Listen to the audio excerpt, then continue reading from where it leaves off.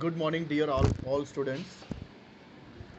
आज है दिनांक 22 सितंबर वर्ष 2021 और हम लोग प्रकृति पर संग्रह 1 कर रहे थे। प्रकृति पर संग्रह 1 के सवालों की चर्चा मैं कर रहा था और ये आप लोग को 3 प्रश्न मैंने बता दिए थे। सही है ना?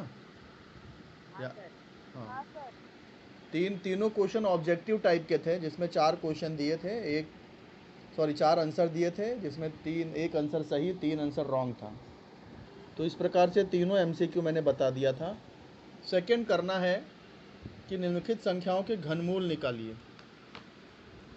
तो घनमूल कैसे निकालते हैं, चलिए शुरू करते हैं। आज की तारीख कितनी है? कितनी तारीख है आज?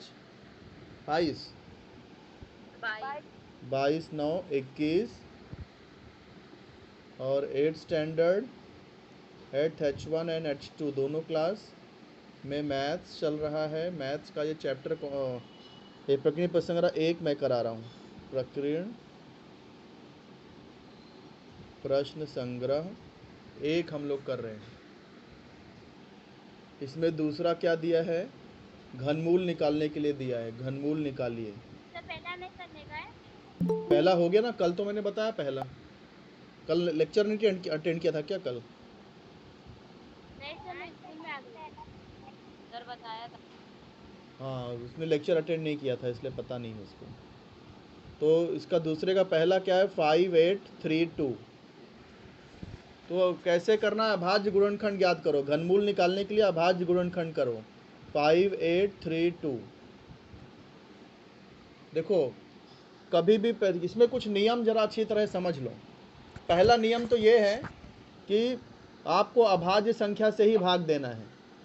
अभाज्य संख्या किसको बोलते हैं? जो सिर्फ एक से और खुद से ही कटता है और किसी के पहाड़े में नहीं आता। एक और खुद के ही पहाड़े में।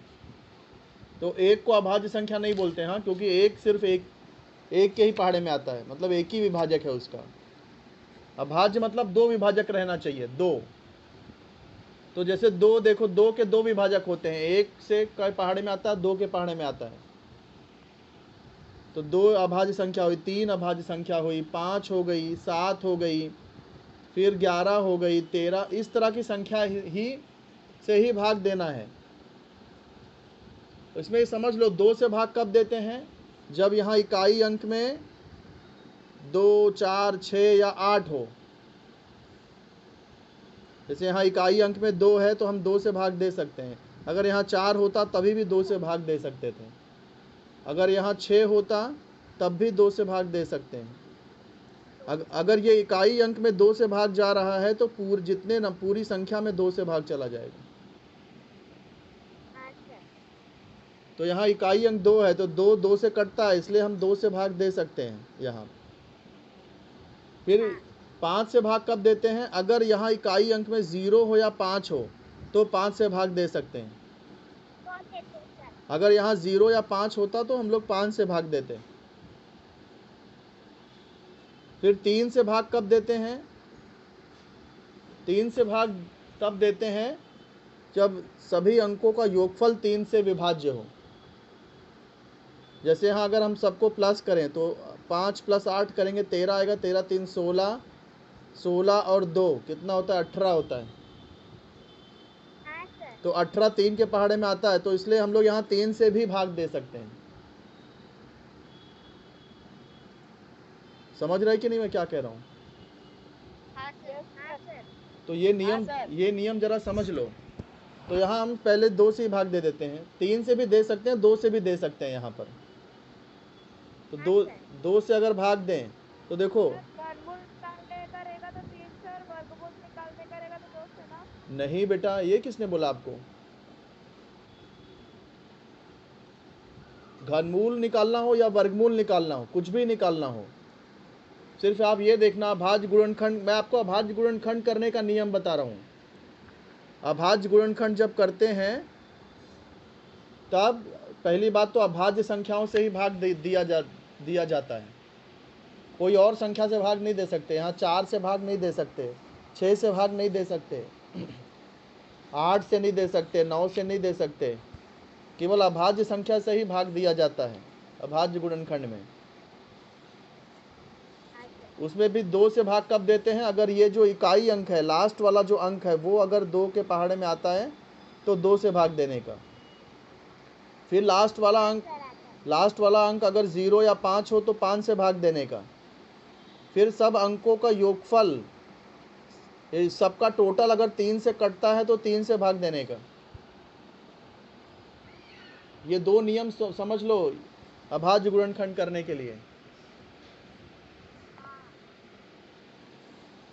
तो अब देखो यहाँ पर 2 है तो 2 से भाग देंगे। तो सबसे पहले 5 ले लेते हैं, 5 2 से बड़ा है ना, तो इसलिए पहला 5 ले लेते हैं। तो 5 के लिए हम लोग 2 बार पहाड़ा पढ़ना पड़ेगा। 2 दूनी 4 होता है, 2 तिहाई लेंगे तो 6 हो जाएगा, ज़्यादा हो जाएगा। 2 दूनी 4, तो 1 बज, यहाँ 5 है जबकि 2 दूनी 4 होता है, तो 5 में तो 1 बच गया ना, 18। 1 बच गया तो 18 हो गया। तो 2 नवा 18। फिर ये 3 है, देखो 3 के लिए 2 का पहाड़ा एक ही बार पढ़ेंगे, 2 1 कम 2, 2 दूनी 4 ज़्यादा हो जाएगा इससे, 2 1 कम 2, 1 बच गया तो 12 हो गया, 2 छंग 12। फिर से देखो यहाँ 6 आ रहा है, 2 से कट रहा है तो 2 से भाग दे देंगे। सबसे पहला 2 ले लेते हैं, तो 2 1 कम 2 होता है। फिर 9 ले लेंगे, 9 के लिए 2 का पहाड़ा 4 बार पढ़ना पड़ेगा, 2 चौक 8, 2 चौक 8 होता है, जबकि यहाँ 9 है तो 1 बच रहा है, तो 11 हो गया, 11 हो गया, 2 पंचे 10, वापस 1 बच गया, तो 2 अट्ठे 16। फिर से देखो यहाँ पे 8 आ रहा है, 8, तो फिर से 2 से जाएगा 2। अब देखो ये 1 2 से छोटा है तो हमको ये 14 लेना पड़ेगा, समझे कि नहीं? हाँ सर। हाँ हाँ, सर। तो 2 सते हाँ 14, सर। 2 सते 14। अब ये 5 है तो 5 के लिए 2 दूनी 4 होता है, 1 बच गया, देखो तो 2 नवा 18।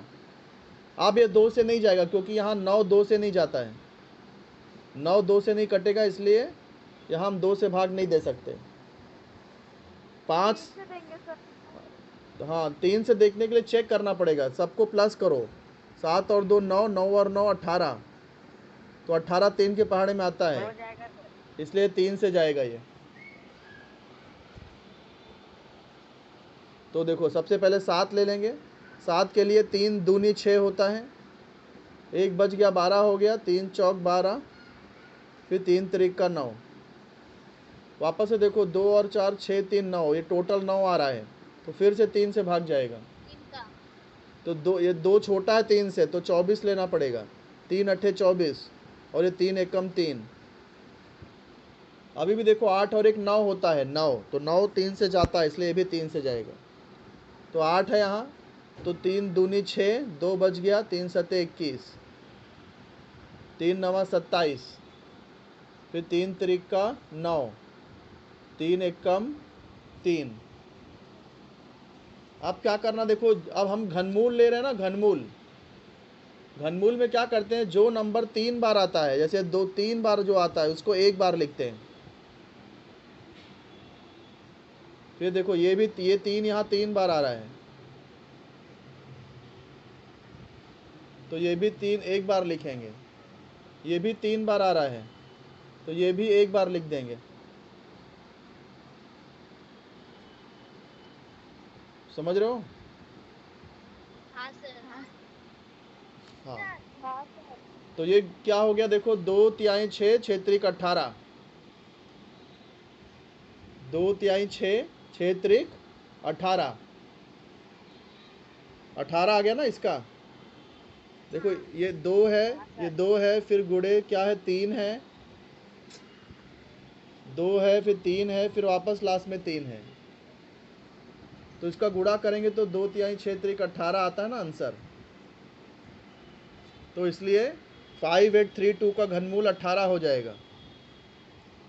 5832, इसका घनमूल कैसे लिखते हैं, ऐसे लिखते हैं, तीसरा मूल 18,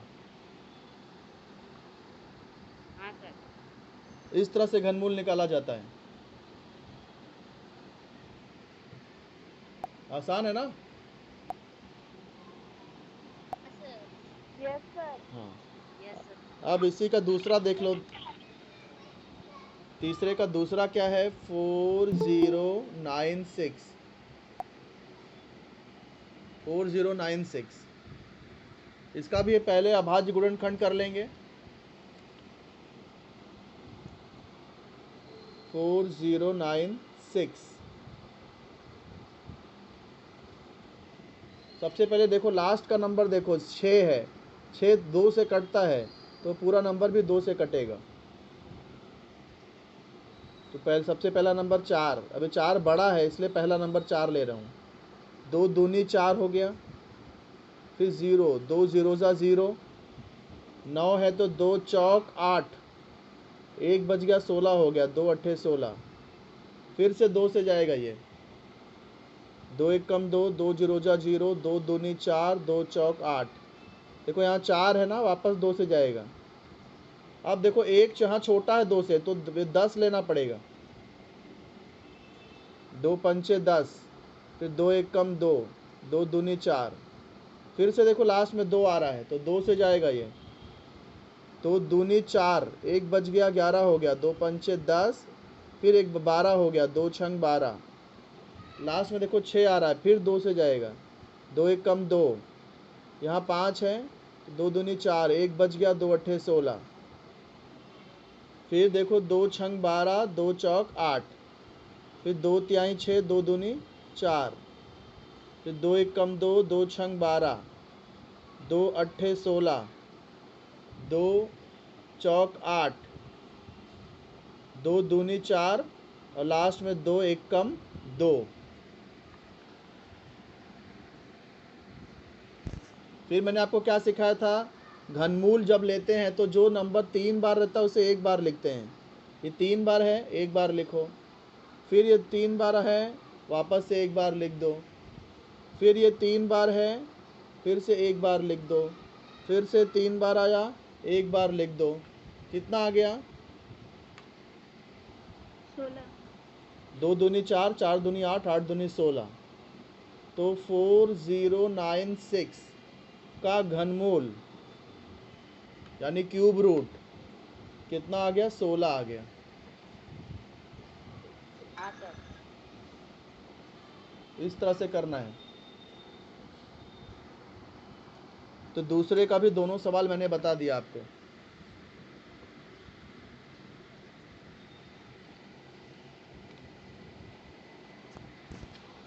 अब तीसरे सवाल पे चलते हैं।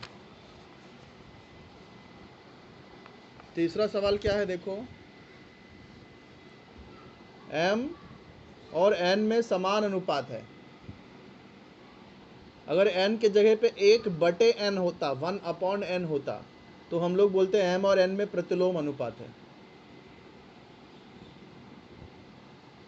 तो यहाँ पर क्या दिया? m जब m 25 होता है तब n 15 होता, तो n 87 हो तो m कितना होगा? फिर ऐसे ही m 155 हो तो n कितना होगा? तो ये सवाल शुरू करते हैं। देखो तीसरा सवाल क्या दिया है? m समानुपाते n, ये तो सवाल में ही दिया है।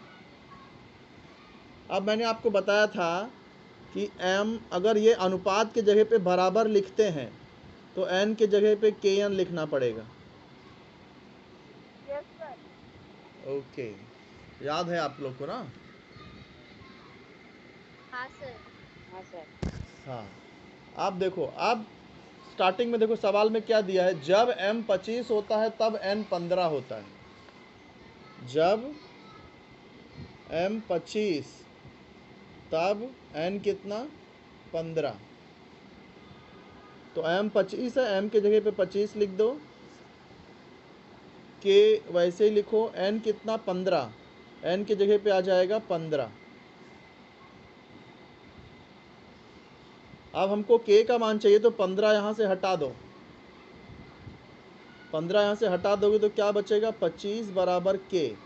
ये 15, ये जो यहाँ से हटा रहे हैं हम, ये यहाँ गुणा है तो यहाँ जाके हो जाएगा भाग। तो इसको काटोगे तो कितना आएगा? 5 पचे 25, 5 तिहाई 15, तो k कितना आ गया? 5/3 आ गया। k आ गया आपका 5/3। इसको नंबर 1 दे दो, ये बाद में काम आने वाला है। तो ये k मिल गया। अब आगे क्या दिया देखो, पहला सवाल, तीसरे का पहला क्या दिया है? n 87 है तो m कितना होगा? n 87 है तो m कितना होगा? तो ये जो पहला समीकरण जो हमने लिखा है m बराबर kn, इसी की ज़रूरत पड़ेगी। m बराबर kn, यहाँ m हमको पता नहीं है तो m के जगह पे m लिखो। k हमने अभी अभी निकाला, कितना निकाला? 5/3, तो k के जगह पे 5/3 आ गया। n कितना दिया है? 87 दिया है, तो n के जगह पे 87 आ जाएगा। इसको गुणे, बीच में गुणे डाल देना है।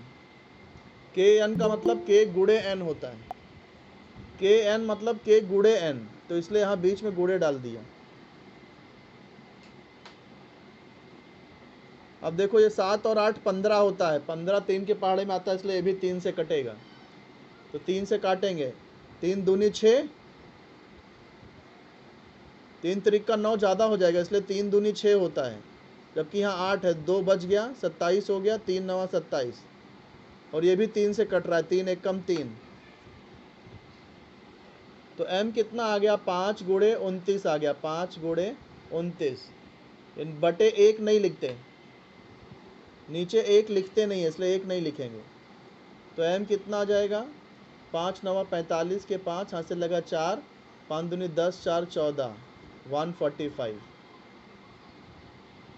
m 145 आ गया।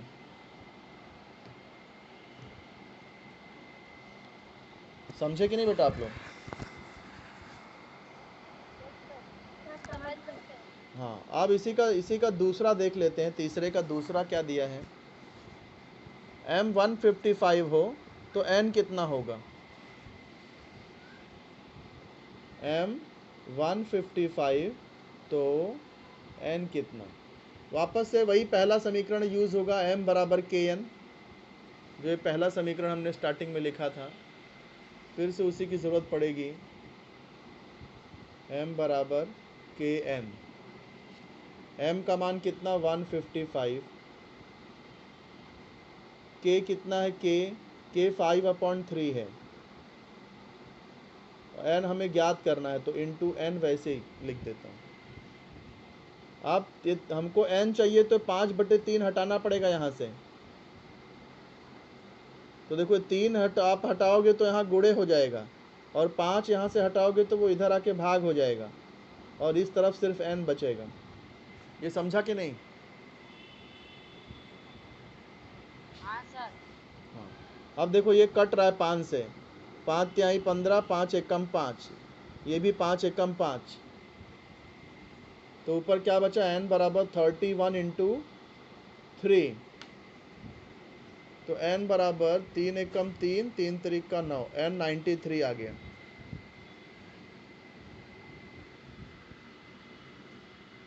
बात समझ में आई? हाँ सर। शाबाश। ओके, तो यहाँ पर अपना तीसरा सवाल भी खत्म हो रहा है। सर आपको अटेंडेंस लेना है। टाइम हो गया क्या? हाँ सर। नहीं सर। नहीं सर। ठीक है, 11:23। हाँ, एक सवाल और कर लेते हैं, फिर अटेंडेंस लेता हूँ। चौथा सवाल, x तथा y के मध्य प्रत्यक्ष विचलन है, तो कैसे लिखेंगे? प्रत्यक्ष विचलन है तो ऐसे लिखेंगे ना, x प्रत्यक्ष विचलन ऐसे ही लिखते हैं। हाँ सर। फिर इसके आगे का स्टेप भी पता है आपको। अगर मैं इसको बराबर लिख दूं तो y की जगह पे क्या लिखना पड़ेगा? के वाई लिखना पड़ेगा। अब आगे का सवाल में क्या x और y का मान दिया होगा, देखो। हाँ देखो, जब x 12 है तो y 30, x 12 है और y कितना है? 30 है। अच्छा, इसको नंबर 1 डाल दो, क्योंकि इसकी ज़रूरत पड़ती है बार बार। x की जगह पे 12 आ जाएगा, बराबर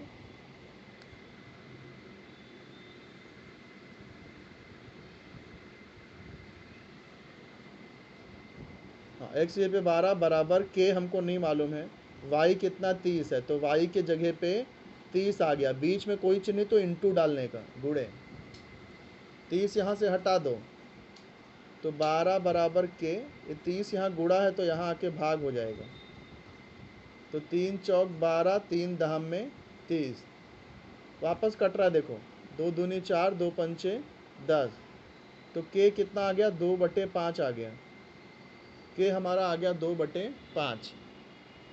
अब आगे सवाल देखते हैं क्या दिया है। चौथे का पहला, x 15 है तो y कितना, x 15 है तो y कितना होगा। तो ये जो ऊपर का जो पहला समीकरण था उसी की ज़रूरत वापस पड़ेगी, x बराबर के वाई, ये अपना पहला समीकरण। यहाँ x 15 है तो x के जगह पे 15 आ जाएगा, k हमें ज्ञात करना है, सॉरी k पता है हमको 2/5, तो k के जगह पे 2/5 गुणे y हमें ज्ञात करना है, तो y वैसे लिख देंगे। अब हमें y ज्ञात करना है तो यहाँ से 2/5 को हटाना पड़ेगा, सिर्फ y यहाँ बचेगा। यहाँ पर 15 है देखो, 5 यहाँ से हटाओगे तो गुणा हो जाएगा, 2 हटाओगे तो भाग हो जाएगा, तो y कितना आ जाएगा 15 एक कट 15 में 2 से भाग देंगे, कट नहीं रहा है, दशमलव में ही आंसर आने वाला है। 15 पच्चे 75/2, y आ गया कितना 2 तिहाई 6, 1 7, 2 तो 2 सत्ते 14, 1 15, 37.5 आएगा। समझ गए। हाँ सर। तो चलो आज के लिए इतना ही, आपका अटेंडेंस ले लेता हूँ मैं, बाकी के सवाल कल देखते हैं। जो सवाल मैंने आज समझाया है वो आप लोग अपने मन से करना, और प्रश्न संग्रह आज आप रोज एक पीछे का भी एक एक प्रश्न संग्रह करते चलिए। अब 1.2 किया कि नहीं आप लोगों ने, नहीं किया तो अभी से शुरू कर दो बेटा, आज 1.2 करो, कल 1.3 करना, फिर ऐसे 2.1, 2.2 एक एक एक्सरसाइज डेली करते रहो, रिवीजन चालू कर दो। कुल कितने बच्चे जुड़े हैं,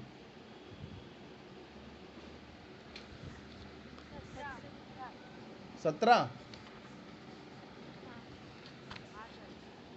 सर हाँ बोलो, मैं सानिया बोल रही हूँ। बोलो सानिया।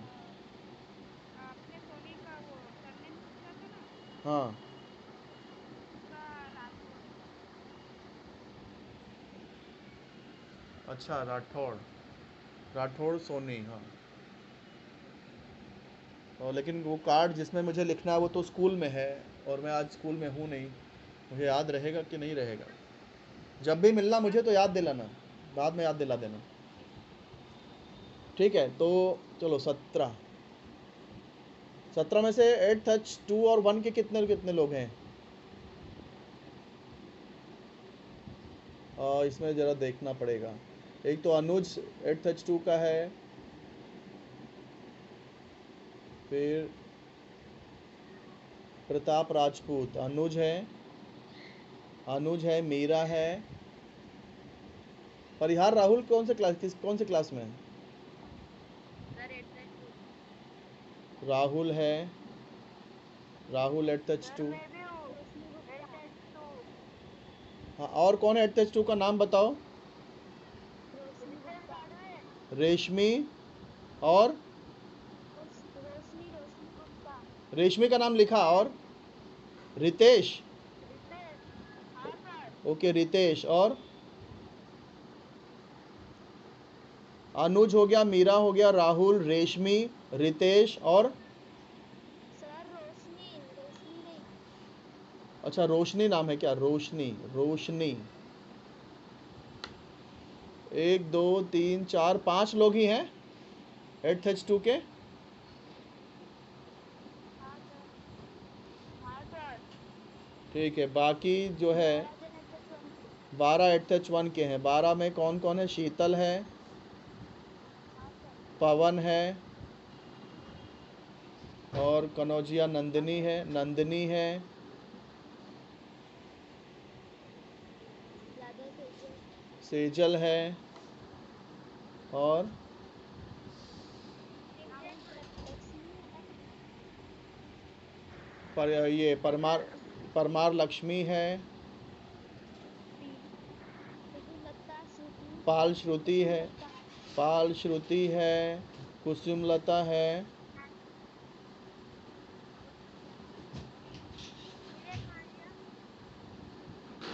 कौन है? मालवी नीलेश, रानी कुमारिका हाँ रानी है। राहुल कल्याण राहुल आपका नाम लिखा मैंने, मैं H1 की पूछ बात कर रहा हूँ। 1 2 3 4 5 गणपत तो H2 का होगा ना? सर वन का है गणपत कहाँ 1 में है?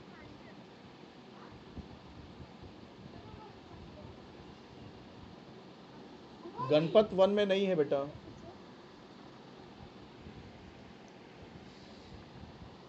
एक दो तीन चार पाँच छः सात 8 नाम ही हुए। गणपत गणपत को पूछो उनके टेस्ट हुए गणपत H2 में हो ना आप? नीलेश नाम है उसका, गणपत थोड़ी हो, नीलेश है वो। खुशी चौहान नीलेश, खुशी,